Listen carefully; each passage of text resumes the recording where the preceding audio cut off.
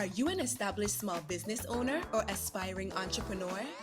Would you like professional advice to help your business grow and succeed? Well, look no further. The Virgin Islands Small Business Development Center is the territory's #1 resource to move your business forward. Enjoy no-cost advising, low-cost training, and technical assistance from experts in both the public and private sectors. The VISBDC is nationally accredited and sustained by the University of the Virgin Islands and the U.S. Small Business Administration. Visit us at our locations on St. Thomas, St. John, or St. Croix, and follow us on social media at VISBDC. For easy access to all our training and networking events, be sure to join our newsletter and download the VISBDC app. The Virgin Islands Small Business Development Center, here to help your business start, grow, and succeed.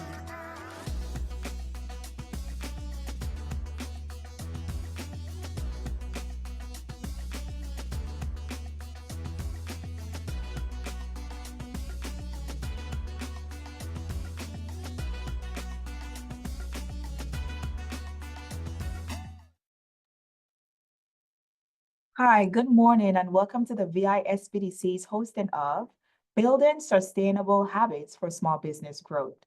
Today's session equipped participants to differentiate between being busy and truly being productive. They will also discover strategies to focus on tasks that drive meaningful results for their businesses.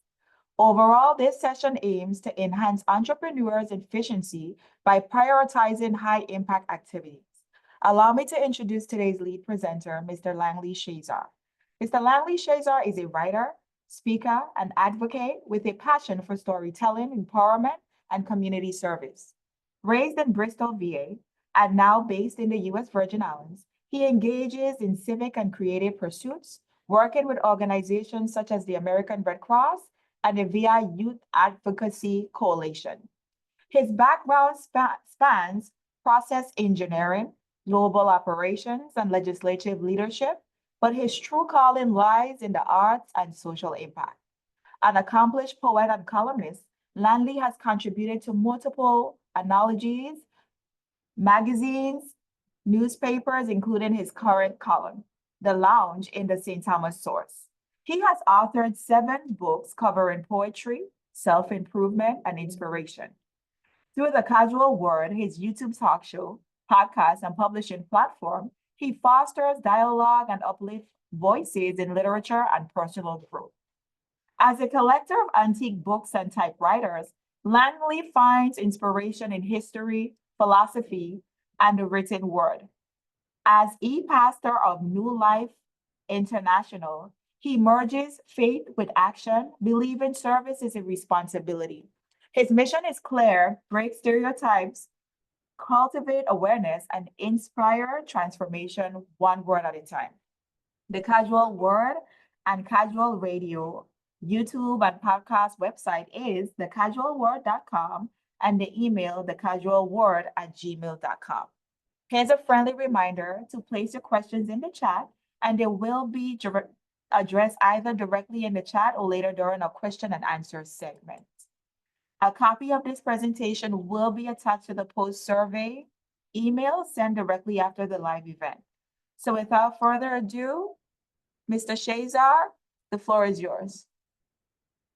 Well, good morning, everyone. Thank you so much. Thank you, Ms. Industrious, for that introduction. Thank you for having me again here with the SBDC. It's always a pleasure to be here with you all. As we get ready to jump into this presentation about building sustainable habits for small business, I'm going to ask that you guys go ahead and just briefly put what you believe sustainability is currently. Whatever you think your understanding is of sustainability, go ahead and put that in the chat. And we're just going to begin looking at a couple of different aspects of sustainability. As you see here,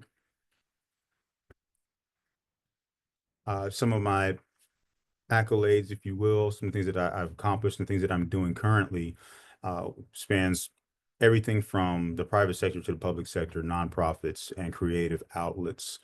I did want to touch briefly a little bit more on my professional background. I spent several years in process engineering. My specialty was data mining, data migration, platform development, and system automation before going into global operations and strategic planning, where myself and another individual were responsible for making sure that all of the other facilities across the globe were running appropriately and running efficiently. After that, I taught at middle school for about 4 years. Two of those were in alternative, and that was interesting to say the least, but also rewarding before moving here to the U.S. Virgin Islands. So in all of those pursuits, I also have sat on multiple boards and commissions. This was a planning commissioner, so I was responsible for urban development and strategic planning of an entire city, and as well as working with large organizations that were nonprofit and for-profit businesses. So a lot of my experience professionally, as well as my interests, stem from that long range planning and building a business, building an organization, understanding the different dynamics of how to be sustainable. And one of the things that I've only recently begun to understand, along with many of my counterparts and my colleagues, is the importance of the human element. And so that's what we're going to talk about quite a bit today. There is something to sustainability that is materials and processes and green initiatives. And I've sat on the think tanks for those with other great minds. And we talked a lot about different ways that we can become more sustainable, more green, if you will, in certain areas of business. But this is going to be mostly about the individual and about yourself and your team, because we want to make sure that your team is functioning at the highest level possible. You can have the great process, you can have all the technology available, and you can have all the capital, right? You can have all the money in the world, but if your team is failing, if you are failing as a leader, well, then you're not going to be able to sustain your business. So our agenda for today is the introduction to sustainable business practices. We're going to look at fostering employee well-being, implementing gradual changes, pacing business growth, and long-term benefits of sustainable practices. And all of this is going to be in the context and frame of a healthy individual and a healthy team.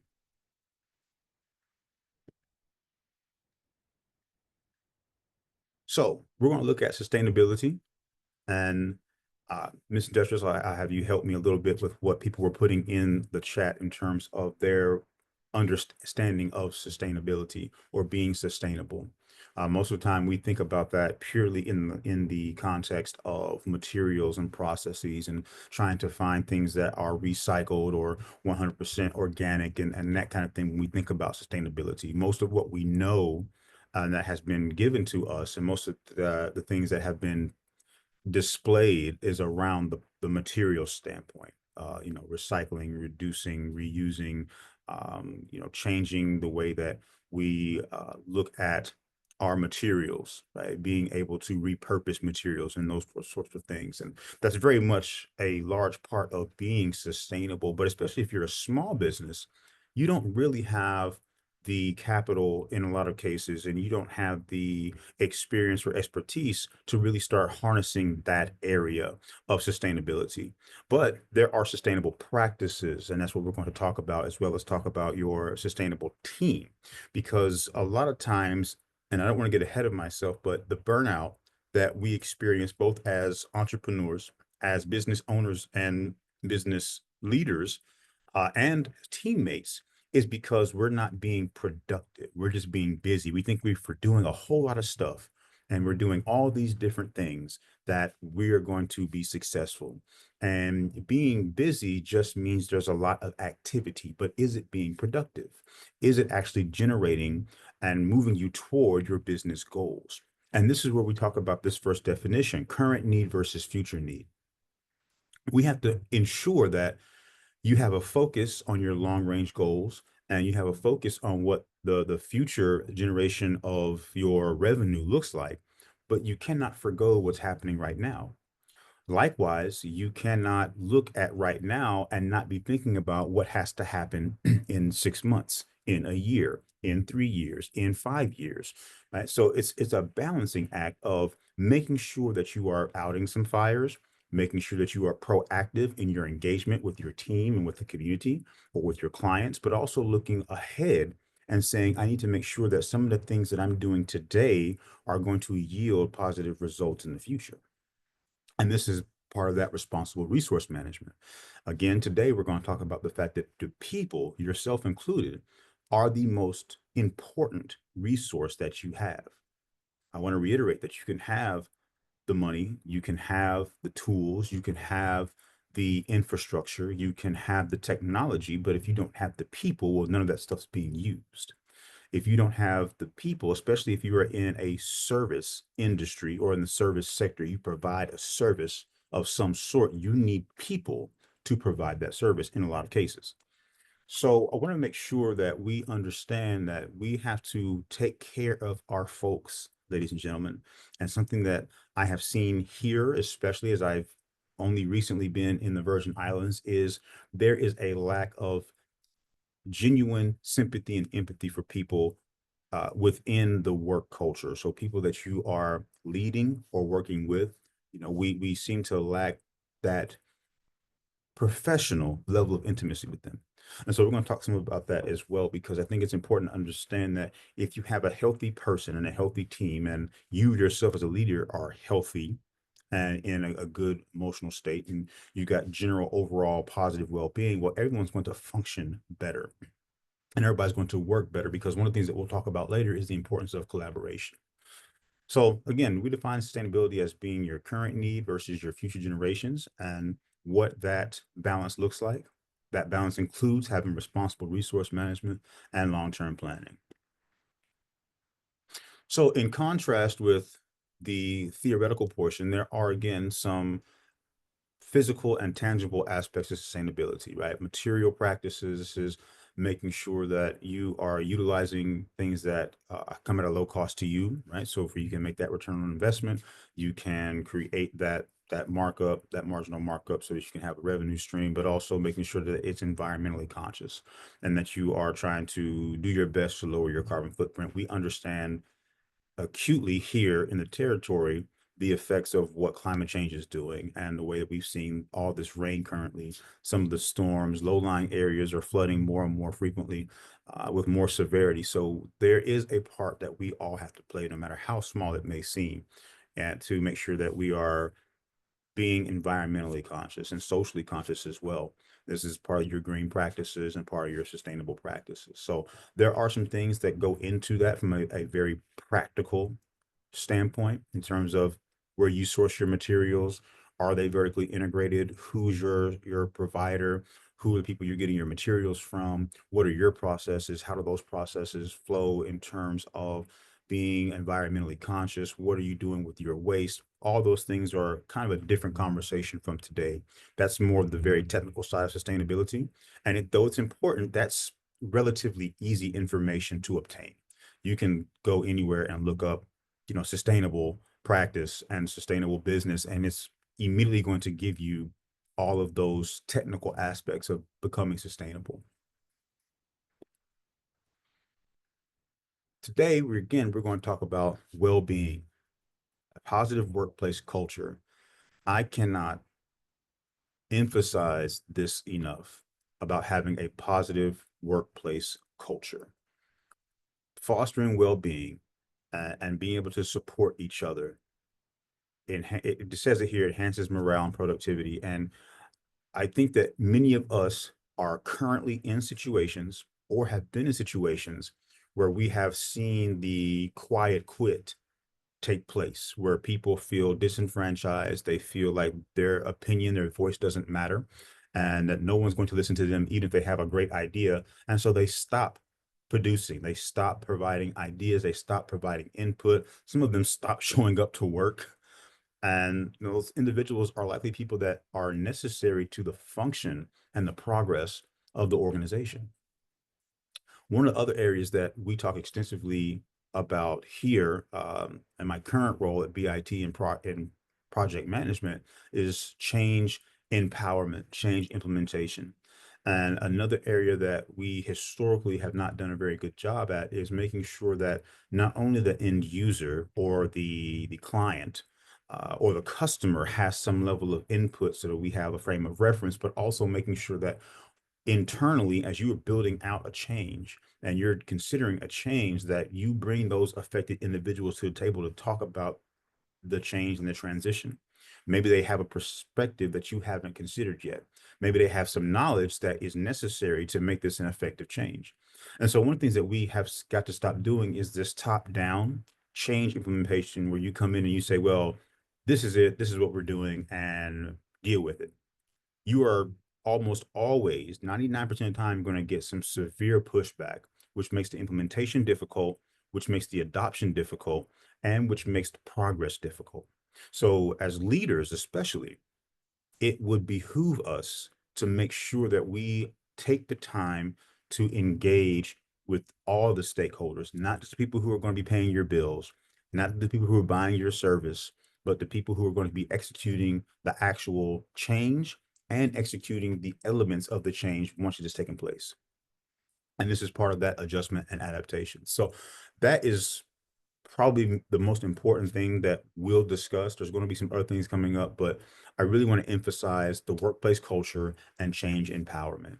Too often leaders get in a position where they feel like only their word, only their opinion, only their lens matters. And when you are in a situation and when you are in an environment where it is not just you, and you have a team and you have a support staff and you have other people and you have subject matter experts, because that's why you hire them, because they are the most knowledgeable and available to you. And so it doesn't make much sense to me. And I've seen this in the private sector. I've seen this with nonprofits. I've seen this in the government. You hire someone because of their expertise and then don't listen to anything they say. So if you are one of those people, I would encourage you to be reconsidering why you have those individuals on your staff. It's because they are there to assist in whatever it is you all are trying to do, whatever direction you're trying to take your organization. You have those people on your staff because they provide value, but they will stop providing value and they'll stop providing input and they'll stop providing support if they don't ever feel that they've been listened to. And this goes right into fostering employee well-being. So we talk about that workplace environment and fostering a positive work environment. It also means that we've got to be supportive. And I'm not saying that you have to know the inner workings of a person's life or their relationships or what have you, but you need to understand that things that happen outside of the job will have an effect on how they're operating inside of their work environment.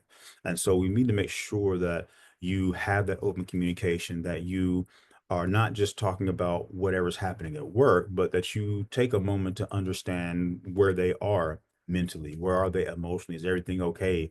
You know, I see that you've been kind of down lately. I see that your productivity has been down, or that you've been, someone who's normally early has been late for a week. That's something to raise a flag as a leader and say, hey, let's have a conversation because I noticed you've been coming in late. Is everything okay? Do we need to make an adjustment to your schedule? Are you doing all right? And oftentimes they have a solution or they're working through whatever's going on, but it's nice to know that someone acknowledges that something has changed in their life. And this moment of being seen and heard will help bring them back to center, reground them, and re-energize them to continue to do great work because they feel valued and they feel like they matter within that organization. This goes into the collaboration. I mentioned earlier, we're going to talk about that. One area that we don't do well is collaboration. We've all heard it, we've all seen it, we've all experienced it, this whole concept of operating in a silo. One of the things that I experienced in Virginia, not only was the glass ceiling of racism and other things that were trying to keep me from moving into certain areas and certain opportunities, but we had those gatekeepers who refused to share institutional knowledge, who refused to share what they had gleaned and learned through their experience and through their training and through their education with the upcoming generation of leaders. And what we've seen, and I think we can all attest to what we're witnessing right now currently with the leadership across the territory is because of this gatekeeper mentality, whereas there is a gap of efficiency and leadership between the people who are leaving these positions and the people who are coming in, because those who are on their way out have refused to train up the next generation. And so I want to encourage us to be thinking more collaboratively. If you are owning and operating and running a business with your staff, with your team, but also to foster collaboration within the team across the different divisions, across the different departments. If you have that many or you're building that many, they need to be working together. One of the major projects that I'm working on currently involves most in the entire government of the GVI. And one of the things that we first decided to do was to bring a lot of these agencies to the same table to talk about this shared experience with a particular piece of infrastructure and a particular piece of software. And one of the things that came out of that conversation and came out of that workshop was the fact that most of those agencies had no idea how what they were doing or not doing affected another agency downstream or upstream in the process. So it didn't even dawn on them that having this broken process within their division, within their department, within their agency was also causing problems for other agencies and other departments and other places in the government. And this is something that can be solved simply by having a conversation that unfortunately had to be facilitated by an outside person and say, hey guys, let's sit down and talk about what's going on here. We should all be better about understanding the interconnectivity between ourselves. When we talk about nonprofits, there's so many nonprofits out here that are doing great work, and we all refuse to talk to each other. And instead of us coming together and what I call creating more spokes, instead of reinventing the wheel, we are all vying for the same small set of people and trying to get them to come to do our thing or work with us instead of all of us working together and being collaborative so we can be more impactful, because that is what you want as a small business owner and as a leader or whatever capacity that you're operating in. For those who are on this call and on this presentation, you should be wanting to be impactful. It can't just be about the bottom line. It can't just be about the money. It can't just be about the return on investment. It has to be about the impact for your team, the impact for the community, the impact for yourself. Those should be some of the driving forces. All the other stuff can come if you are intentional about being impactful and having a positive work environment. What we've seen in maybe the last 5 years is this increased awareness around mental health. So for those of you who are operating with a team, uh, there are lots of services that are free of charge. And I know some businesses obviously are not equipped or not in a place to be able to offer insurance. And some places are not, equipped to offer certain services. But this goes back to being able to be open with your communication and being supportive. If you can't provide that service, there's nothing wrong with recommending that service. Recommend one of these nonprofits, recommend some of these telehealth programs and some of these other things. Recommend a gym. If you know somebody who's running a gym or doing some classes or doing yoga, I mean, this is a small island and everybody knows what everybody's up to for the most part. There's nothing wrong with saying, hey, perhaps have you called this person? I know this person that does X, Y, and Z. Maybe you should give this a shot.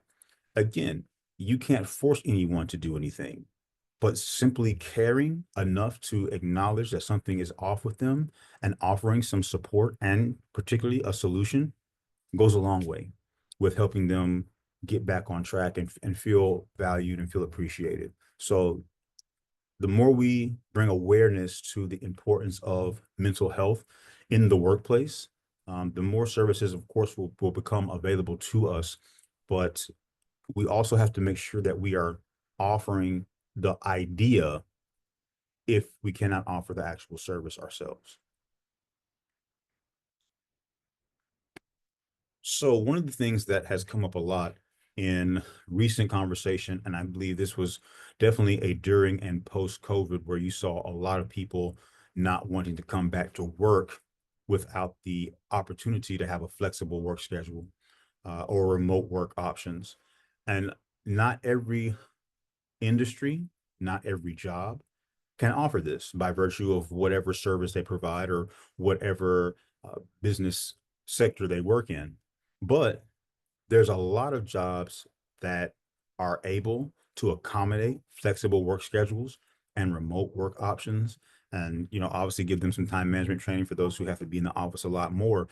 But I really want to focus on those top two, the work schedule and the remote work option, because even right now, we are all somewhere else, not in the same space, but virtually, we're all here in the same moment. There's too much technology and there's too many tools available for us to continue to think that the only way that we can get things done is to sit in our cubicle and to sit behind this desk, especially if the workload is not such that you need to be anchored to that space 8 hours a day, 9 hours a day, 12 hours a day. So I encourage those who can, again, does not apply to everything, but I encourage those who can to explore those flexible work options. There's been a study, and I don't have it with me, but 2 years ago, much of Europe underwent a 4-day work schedule trial where you would still get paid 100% of your salary, but 80% of the work. And you work 4 days, and 78% of all the businesses that participated in that trial adopted that as the standard. So it tells you just how much and just how important this has become to being able to retain and continue to build that work-life balance with a lot of people, with a lot of your team, because this is something that we are seeing, and a lot of studies are going to show that people are more productive when they don't have to be confined to their space as often. Now, I know there's people who are going to say, well, people are going to abuse that. People are going to not show up to work. They're not going to answer their phones. And I get that that is already happening in a lot of cases. That is a completely different set of issues that need to be worked out, because that's a personal productivity and a lack of having a good work ethic. Like, that's different than what we're talking about here, because there are people who are going to abuse the system. I mean, let's be honest. There are people right now sitting at their desk, not doing anything and getting their paycheck. So let's not make this about the remote work and the flexible work schedule. Let's make it about the reality of poor work ethic, because those same people are going to not work whether they're at home or whether they're at the office, because we see that already. So I want to make sure that we are contextualizing that properly, because a lot of people realize that people were sitting at their desk collecting that paycheck. But then when the flexible work schedule and the remote work came out, all of a sudden it was, oh, well, it's because they're at home, they're not productive. No, they were never productive. We just not pay any attention to it. So again, a different conversation, but I want to put that out there because many of us as leaders are looking at the wrong problem. We're looking at the remote work or the flexible schedule or the liberation and the freedom and the autonomy and saying, oh, that's the problem. But really the root cause is the problem with the employee themselves. That perhaps this person is just not the right fit for your organization.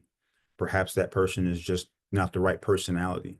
Maybe it's their work ethic again. You need to identify the root cause, which is going to be individualized, because we can see across a large swath of individuals and organizations who have transitioned that things are going great and productivity has increased because they have more time at home. They have more time with their families, with their kids. They have more time to do what they're interested in. And so they come back to work refreshed and ready to get their job done. Gradual change. We talked about making sure that when you are implementing change, that you bring everyone into the table that's going to be affected by it. Now, this doesn't mean that you're going to take on and accept every single opinion and idea, but it also says, let me hear what everyone has to say so that I make sure, not one, that they've been heard, but two, that you may hear something that makes a lot of good sense.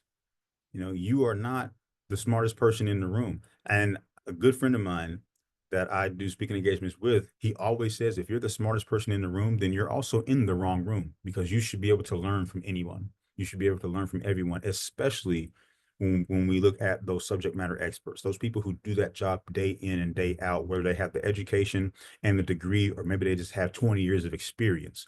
Those people have knowledge that most of us will never know. That voice is important. That perspective is important. So we want to make sure that we're including everyone in those conversations. And then you start with small steps. Once you develop the strategy and the roadmap, and you put those deliverables in place, and you look at, these are the timelines and these are the things that we want to see happen, you make it incremental so that it can be achievable.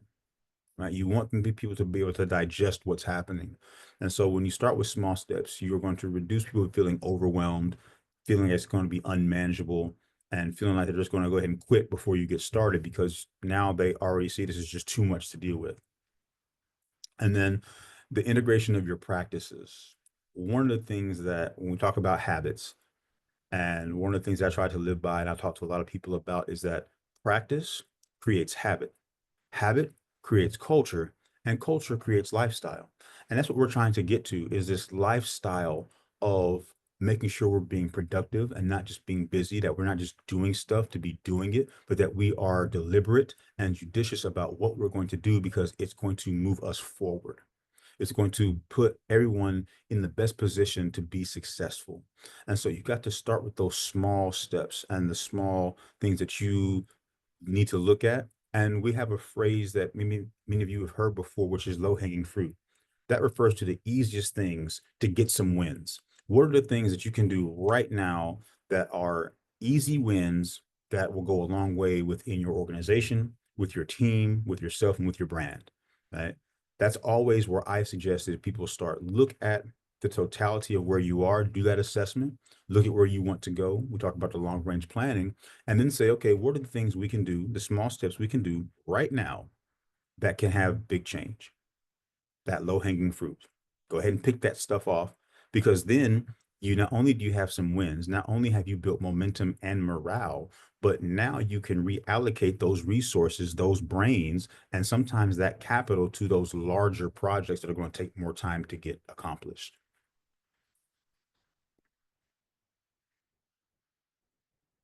An area that we need to make sure that we are doing more of, and this is especially true for small business. A lot of the small businesses that I've worked with, a lot of the small startup nonprofits that are just trying to get their footing, one of the things they don't do well is documentation. They don't monitor what's happening. They don't document what's going on. They don't look at, did this work, did that work, if we are reassessing and writing all these things down. So it is important that if you are not monitoring your progress as you make changes and improvements, that you start doing that.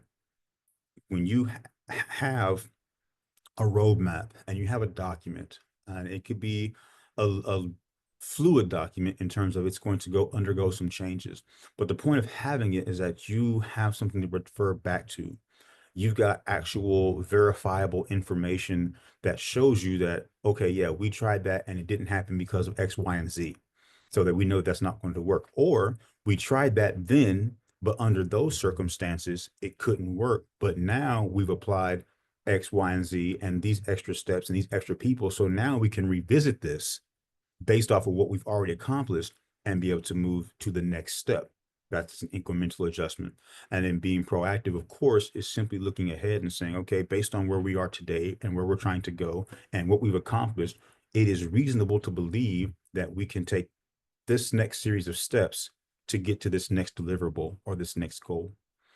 The point of all of this is to make sure you are paying attention to not only what you're doing, but how what you're doing is affecting every facet of your organization. And then making sure, again, it's manageable.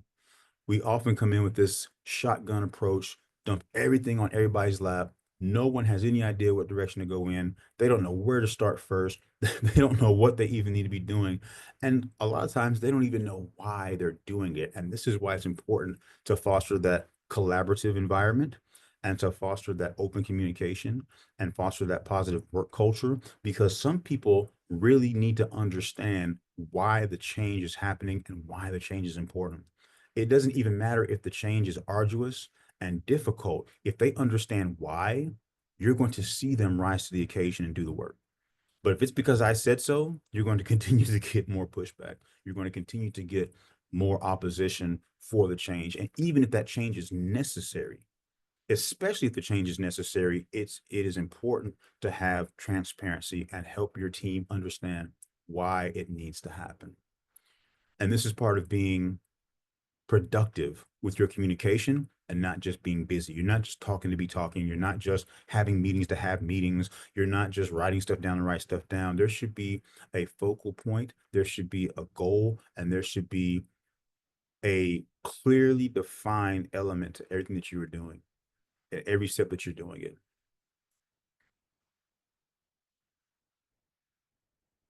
Reiterating employee participation and engagement in your planning process, in your strategic roadmap process, in your initiatives, in the overall scope and trajectory of the organization.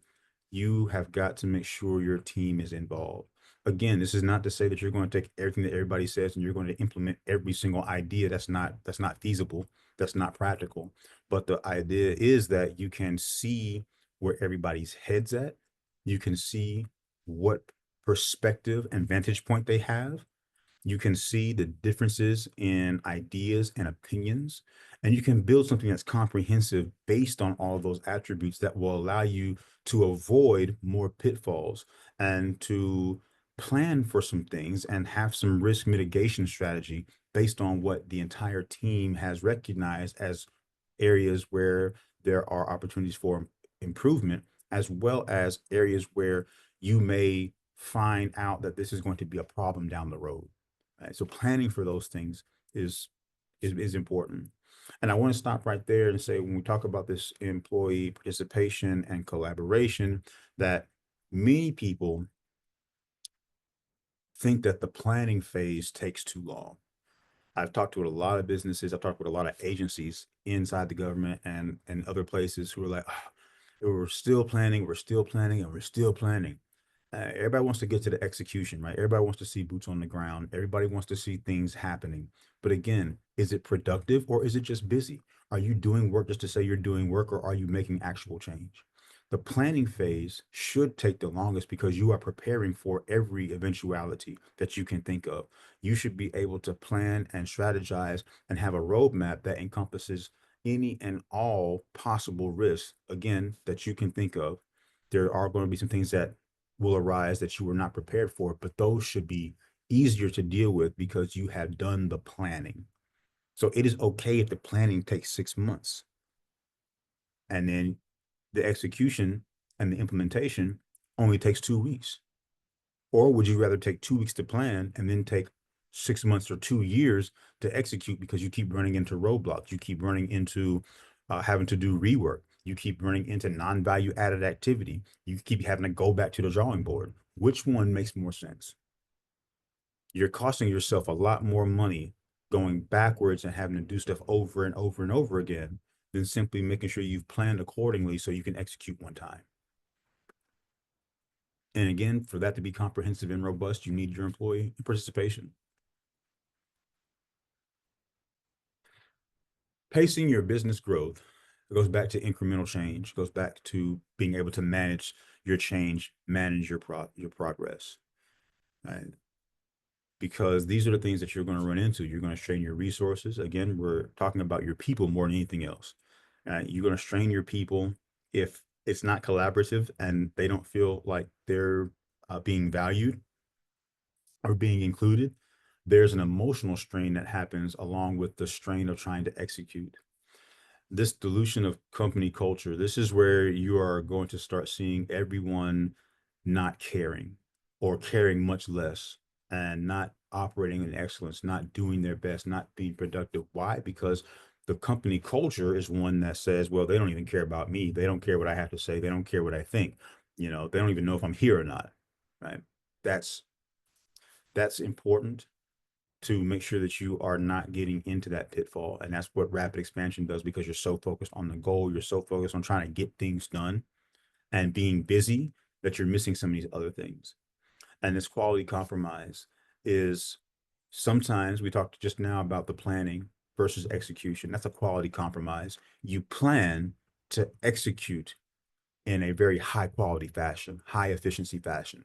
That's why you plan. So you compromise just doing a bunch of work for taking your time in the planning phase in order to make sure that the execution is of high quality and it brings high value to the company and high value to your employees and teammates and high value to your customers or end users.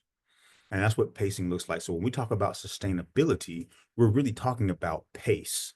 It is the pace of your planning. It is the pace of your implementation. It is the pace of your execution. It is the pace of your transitions. It is the pace in which you ask and require of your teammates the workload that they have, all at a pace that makes the movement and the totality of the direction that you're going in sustainable. And that's what we want to see going forward, is that people are operating in a manner that allows them to continue to operate at a high level for much longer. Because when you see people who explode really rapidly and then they plummet just as fast. And so there's this mountain range of, oh, I'm doing real good today. No, I'm terrible. Oh, I'm doing real good today. No, I'm terrible. And you don't want that. You want people to go up and say, okay, I'm doing really good and I've been doing great for a couple of weeks. Okay, and now I need a break, or I need that flexibility in my schedule, or maybe I need some remote time to do other things so that I can continue to operate at that high level for a longer duration. So here's some practical things that, and again, this is a framework. If you want to get into the nuts and bolts of what you need to do, we can certainly talk about that offline if you're interested. But this is the framework. You have to set clear goals and benchmark. Benchmark, we talked about the documentation portion of your implementation and your change and monitoring and assessing, right? That's what the benchmarks help you do. Not only do you set a goal and a timeline, this keeps you honest and focused, but also says, okay, we didn't hit this benchmark, whether it was something that's quantifiable or if it's a chronological benchmark, what happened? And so you can quickly pivot and adjust and make sure that you're making an incremental change so that the next benchmark you hit on time or within budget or with the correct amount of resources ready. And that goes back to this resource alignment. So not only do you make sure you have your goals and your benchmarks set, when you set them with an understanding that you have the resources, the people, the money, the time, the tools, the technology to hit that goal and that benchmark and to hit those timelines. And then that's what's going to help you ensure that long-term success, because you are doing things in a fashion that is sustainable when we talk about the pace and the intentionality and being deliberate and being judicial and understanding your team, understanding your people. One of the things that I've never forgotten was I was in a conference with some Canadian presenters, and it was a workplace conference, and they're talking about workplace mental health and workplace culture, some of the things that we've discussed here. And one of the things that the presenter said was, if you have the fortunate luck of being an employer, then you have a moral and ethical obligation to ensure that your team enjoys coming to work for you. And that always stuck with me, because I think we've all been in situations where we really did not like where we worked or didn't like people that we worked for or worked with.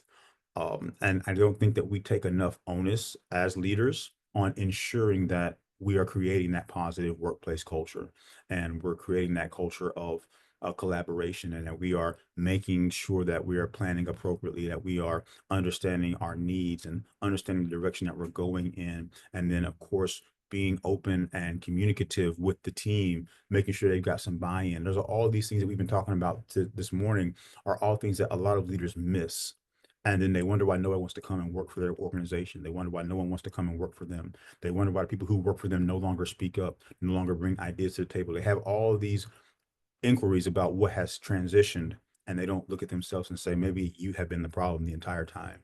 So I want to avoid that pitfall with you all, everybody who's been on here today, and make sure that you are taking all these things into serious consideration, because it is only going to become more prevalent that you become a more inclusive type of leader, and a more open and transparent type of leader, a business owner, colleague, manager, whatever your role is. You're going to take this upon yourself to start making these transitions, because we're going to see a generation of people who are just not going to come to work. They're not going to work for your company. It doesn't matter how much money you offer them. It doesn't matter what the fringe benefit looks like. It doesn't matter if they get the car in the corner office. What's going to matter is, what is the workplace culture? What's going to matter is, do I get to have remote work? Is there flexible work options? Can I spend time with my family? Those are the things that are going to become the most prized negotiation points for this next generation of people coming into not just leadership, but coming in from the entry level as well. So we've got to start thinking proactively about how we address what those needs look like. And of course, you've got to make sure that it aligns with your company standards, policies, procedures, goals, and mission. But for most organizations, for most agencies, for most businesses, there's going to be a strong case to be able to accommodate some of these things. So you have to look at that yourself. But again, this is the framework for that sustainable growth and the strategic planning portion of it. And this goes into making sure that you have that quality and scale, right? You see here, it says prioritize quality. We just talked about the importance of making the compromise that you have high quality output. Quality is going to be the number one reason why people come back to your service. And I don't mean quality of the product. It's going to be quality of the engagement. It's going to be quality of the impact. You can have lots and lots of products people like, but if they call and customer service is terrible, which is a conversation that we'll be having next month, if they are trying to reach the supervisor or you, the business owner, and you are never able to be found, they're not going to want to come back.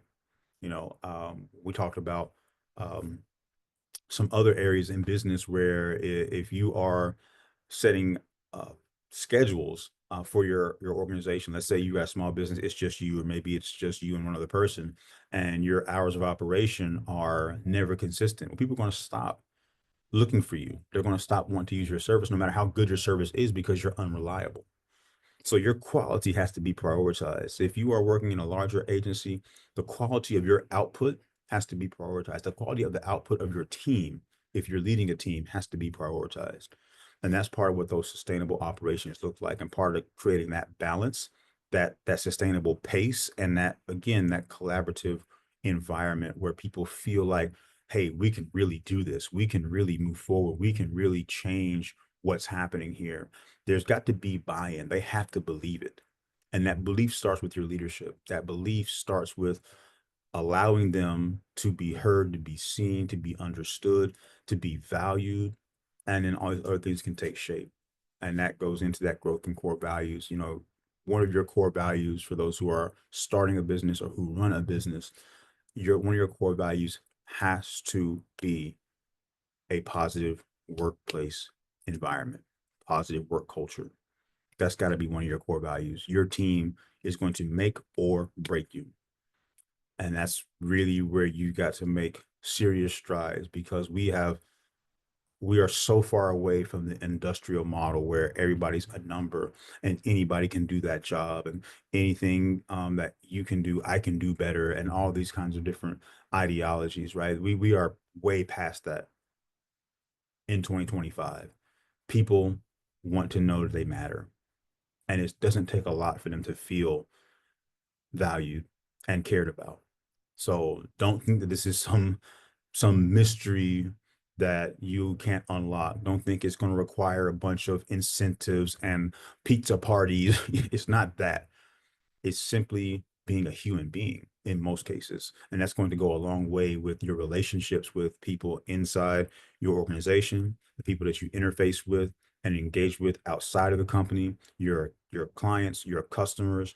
And ultimately, it's also going to be part of how it's going to affect the product. And Is that product going to sell well? Again, that product may be great, but if you've got a poor reputation, people still don't want your product.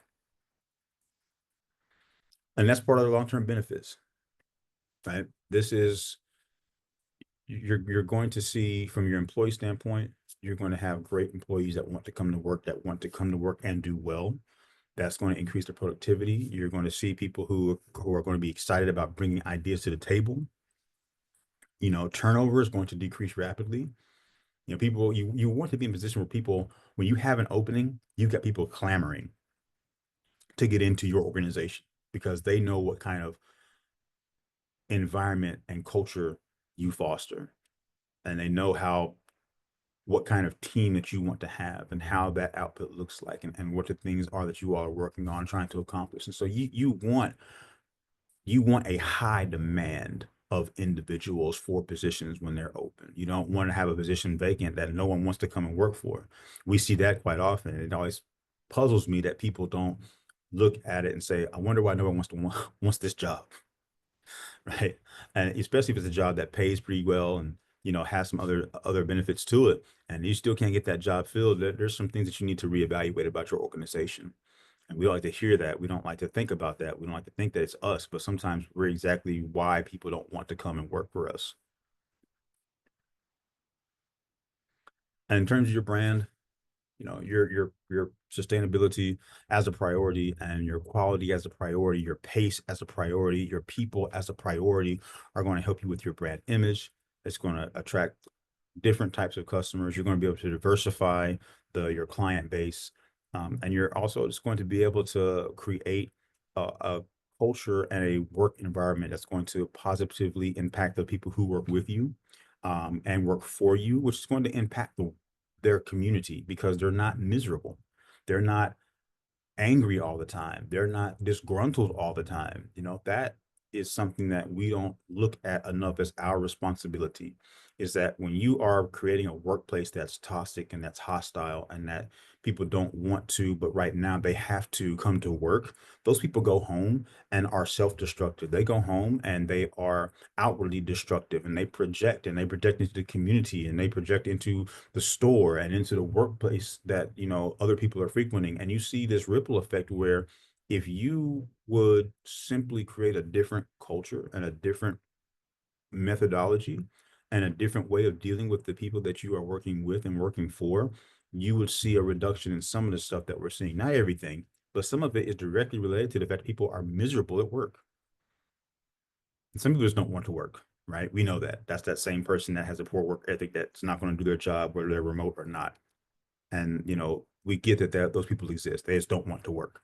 But you got a lot of people who want to work, want to do a good job, who want to add value to their company, but are miserable because of the way the company operates. So I hope that you all are taking a look at that if you see some of those symptoms and working toward addressing them. And if not, I hope that you have taken this and do not become one of those people as you expand and as your company grows, that you turn into an unhealthy and unwelcoming workplace. The financial side, you know, your sustainable practices are going to allow you to keep your operational costs low.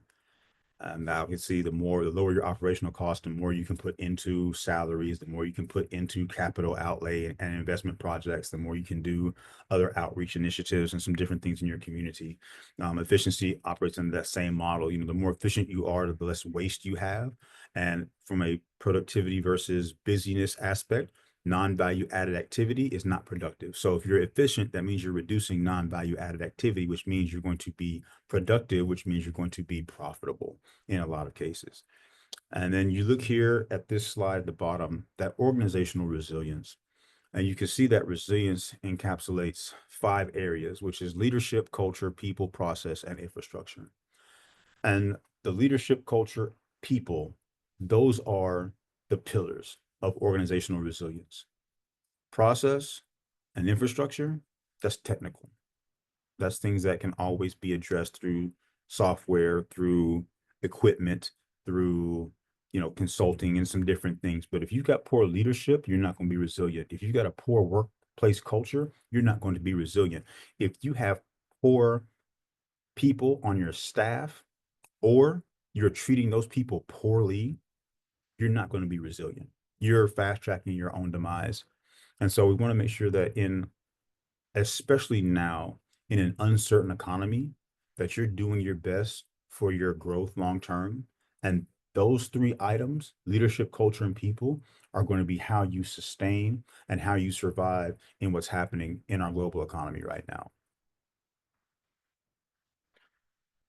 So there you have it, folks. Right? Sustainability is certainly materials and processes, but again, I really wanted to talk about the people because that's where we have historically not been focused. We've not been people focused. We've been output focused. We've been profit focused. We've been quality focused in certain aspects. If you're in manufacturing or other places that have to deal with quality inspections and ISOs or whatnot, but we've never really been people focused. And so I want to look at sustainability as how do we create the well-being for organizational success within the culture and the people that work within our agency or our business, and again, the people on the outside. This is going to create those long-term benefits and creating a healthier workplace. So that's really what I want us to focus on.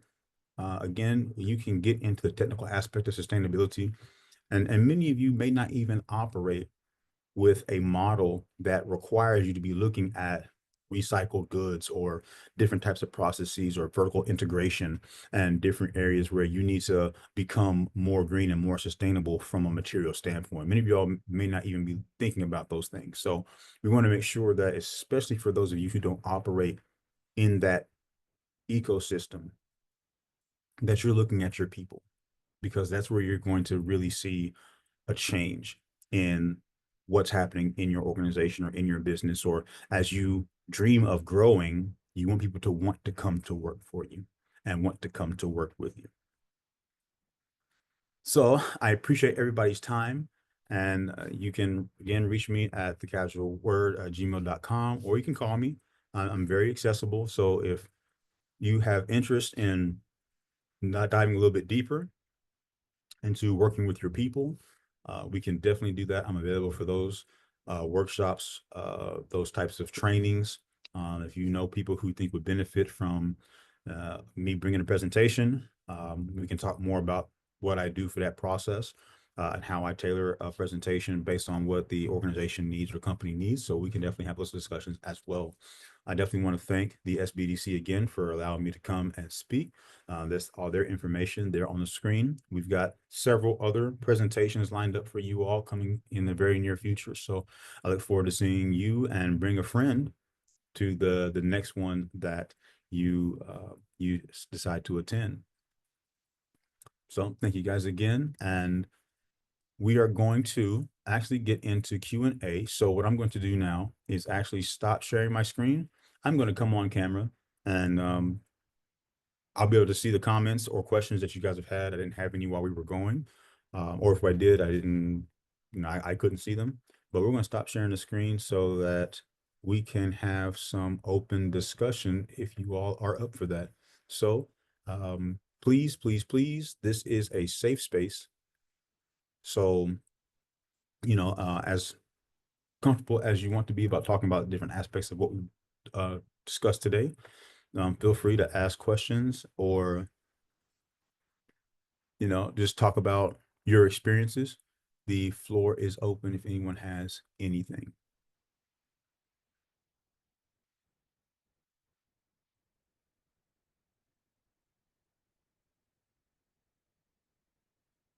No, nothing, no one. I just want to say good morning. I just want to say amazing job. I enjoyed this presentation. You did a wonderful job. You touched on many topics that I think that needs to be continued with discussion within many of the businesses within the Virgin Islands. And I just want to take opportunity to tell SBDC, thank you guys for bringing him out to do this presentation. I enjoyed it immensely. And thank you. Thank you very much. And I'm available. We can always discuss having those. And again, if you know anyone, part of this is just networking, right? Is you may not know a a particular business, and this may not all apply to you, but if you may have experienced something and you may have a contact somewhere. So, this is a small island and this is a small community, and we are all in this together for the betterment of the community. At least we hope. So, if you all know anyone, please don't hesitate to give them my information. You can get my information again at the conclusion of this from Miss Industrious as well. And we can certainly set up a call and a consultation to look at where we can most help you with whatever your business needs look like. I will certainly tell you if something that you are in need of is outside my area of expertise. So don't feel afraid to ask, because I'm not going to be someone who's going to be like, oh yeah, I can do that, and I have no idea what I'm doing, right? If I don't know, I will certainly tell you that I cannot speak on that subject, or I cannot facilitate anything on that subject. But if I know a person, I will certainly recommend them to you. Thank you for that. I have a question. As we Mhm. sit here to discuss building sustainable habits for small business growth, can you speak to some market changes that small businesses here locally can adapt to? For example, the implementation of AI into business operations? So yeah, that's a great question. Thank you for that. So we've got a lot of things that are happening across the board when it comes to technology. I know that we talk extensively about social media in terms of how they get their messaging out and how they continue to engage with the community. That's a big vector for the what we're seeing change and transition. Now, something like AI will certainly help you when it comes to efficiency. Now, what I want to say about AI, large language models, let's be correct, because people's perception of AI is not what it actually is currently, right? We think about robots and Terminator and stuff taking over the world, right? And displacing people in their jobs. So that's not what we have at our disposal is not that. These large language models, these agentic AIs, and these generative AIs are simply there to help you get to a desired result a little bit faster. So if you're someone who has to write a lot of, if we talk about documentation, AI can certainly help you begin to lay out the template and the frame and the way that you can organize your thoughts. One of the things that I use it for is when I take notes, and they're kind of sporadic. So I just take notes as things are happening. If I'm in an event or if I'm visiting something and I'm just jotting stuff down, it's real shorthand. It's terrible. But I can plug in my entire set of notes into a generative AI, and it will reconstruct it. It will put it into a nice format, something that's legible. It'll also help me put my thoughts in order so that I can have a very comprehensive flow to the way that I want to present the notes as a report. So what I tell people all the time, especially here with BIT, as we were doing a co-pilot rollout and adoption across some of the agencies, is that a tool like that specifically will get you 80% to where you need to be. And that's important to understand, because some people are inputting stuff and just taking it right back out, and that's what they're submitting. And there's a lot of inaccuracies. And one of the things that people don't realize is a process called hallucinations. And what happens is, if there's no frame of reference, if there's no information for that generative AI model to pull from, it's going to quite literally make something up. And so we have to be very careful that you're not taking a tool that's supposed to help you be more efficient and trying to make it replace analytical and critical thinking, because it's just not going to work. So that's one of the major advancements that I have seen, that I think everyone should be mindful of. And there's some security protocols that you need to be mindful of as well. But I think a tool like that, especially just like when the calculator, just like when the computer came into prominence, those kind of things will certainly aid in giving you back time, right? One of the classes that I just sat in the University of Michigan is about crisis leadership. And one of the things that they talked about as the introduction was, as we got into the discussion around artificial intelligence, large language models, was that what those things help them do is give them time to actually deal with whatever issues are happening, because they're not writing a bunch of notes. They're not having to sit and write reports. They're not having to sit and put together spreadsheets and all these different things. Now, again, you have to always verify everything that comes out. That output has to be verified. You've got to make sure that it's accurate and that it does speak to whatever it is that you're trying to accomplish. But it takes out a lot of the legwork. So for you guys with small businesses,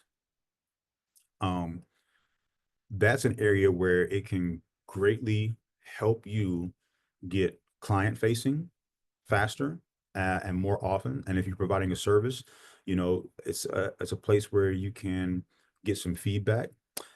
And as a matter of fact, that's a strategy that we don't employ enough. Feedback.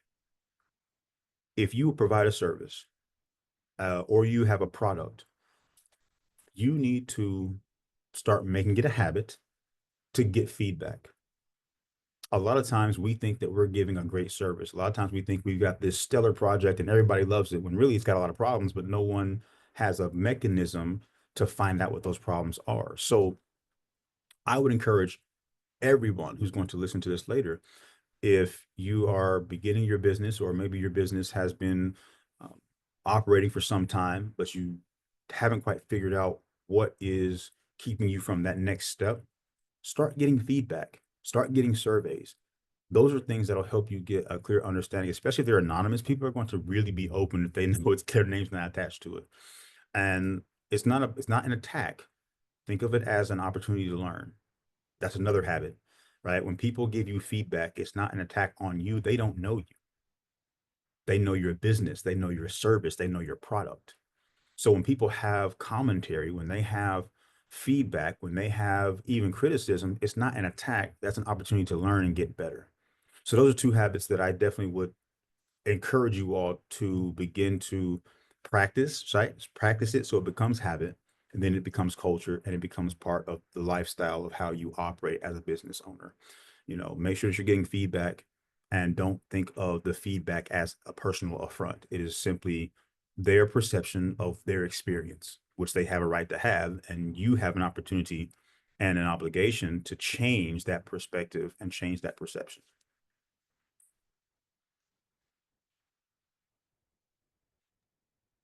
Thank you for that. I will still afford the opportunity for persons to ask questions. You can unmute your mic and ask directly, or if you feel more comfortable, you can place it in the chat. We have one comment in the chat from Karen saying, "Thank you for sharing this information with us. These are very important things and situations for us to know about." Definitely a pleasure, Karen. Thank you for that. So while we wait for more questions, if you could just go back to the PowerPoint and you can go to that SBDC contact information slide, I'll be able to share some more resources with our audience. Absolutely. Give me one moment here and I'll pull that right back up. This slide here. Yes, thank you very much. So the VI SBDC has so much more in store for you as VI small businesses. You can visit our website at www.visbdc.org. We encourage you to download the VI SBDC app on your mobile device from the appropriate app store. Like and follow us on Facebook, Instagram, Twitter, Google Business, and subscribe to the VI SBDC YouTube channel for new uploads of our on-demand webinars. For persons that came in late, this session will be transformed into an on-demand format that you can go back to our training portal and watch at your leisure. And I'll just mention a few of our upcoming trainings. So, happening on the 20th, we have SBA Webinar Tuesday, how to apply and qualify for a SBA loan. On the 21st, we have the Power of Business Credit, how to grow your company. That's being presented by First Bank VI. We have Leveraging Your Capability Statement. That's going to be presented by the VI Apex Accelerator Program. That's on May 22nd. On the 23rd, we continue our business development series with our State Director, John Morosco. He's going to be presenting Weather in the Storm, a business continuity framework. On May 29th, we have Darrell Edwards, one of our business advisors. He's going to present the Business Plan Canvas, Designing Your Entrepreneurial Journey. On May 30th, we have Safety and Health Practices for US VI Businesses. That's in collaboration with Safety in Paradise.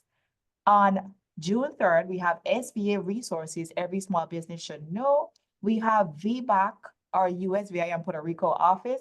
They're going to be presenting on June 4th, Introduction to Business Ownership. We have them back on June 11th. They're going to be presenting Understanding Markets and Competitive Space. We have our Apex Accelerator program on June 12th. They're going to be presenting how to become a federal subcontractor. And we have our presenter today back on June 13th. He's going to be presenting on Pivoting for Growth, turning challenges into opportunities. And we also want to mention that he's going to be back again on June 20th, and he will be presenting The Ripple Effect, how small steps lead to large wins. So once again, we want to thank you for being here in attendance today. Let me take time to acknowledge the chat to see if we have any more questions. We have a comment. Great presentation. We definitely need to acknowledge the shifts in workplace culture. Thank you so much. Thank you so much. I appreciate that. Awesome. I don't see any more comments at this time, so I guess it's safe to close off. All right. So Well, I once appreciate again, you we guys. encourage you to take a few minutes after this training. It's going to be emailed to you directly. Fill out the survey. Let us know how we're doing. This data affords us the opportunity to be able to offer these types of trainings to you at no cost. So once again, we thank you, Mr. Shazar, for collaborating with us on this initiative. And to everyone in the audience, thank you for your time and attendance. On behalf of the entire VISBDC network, compliments of our State Director, John Morosco. So thank you, everyone, and have a great day. Thank you guys and have a great day.